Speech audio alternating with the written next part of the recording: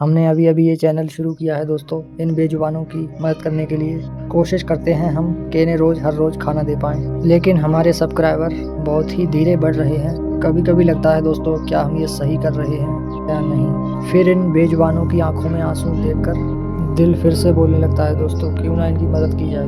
दोस्तों आप साथ देंगे तभी हम इन बेजुबानों की मदद कर पाएँगे। तो ज़्यादा से ज़्यादा सपोर्ट करें दोस्तों, ताकि हमारा चैनल जल्द ही मोनेटाइज़ हो जाए और हम इन बेजुबानों के लिए एक घर बना सकें और रहने खाने की व्यवस्था कर सकें।